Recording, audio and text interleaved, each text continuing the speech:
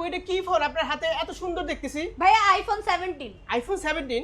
না ভাইয়া, এটা হচ্ছে আমাদের স্পার্ক 40 সিরিজ। এতদিন বাজারে 30 সিরিজ ছিল, এখন আপনারা নতুন চলে আসছে আমাদের স্পার্ক 40 সিরিজ। একদম নতুন স্মার্টফোন। হ্যাঁ একদম নতুন ভাইয়া, লেটেস্ট স্পার্ক 40 সিরিজ। দেখেন ভিউয়ার্স কি ডিজাইনের ফোন করছে রে ভাই। দাম কত হবে? 50 এর উপরে? না ভাইয়া 50, আপনার কি মনে হয় 50 না এরকম? 20 এর উপরে তো হবেই।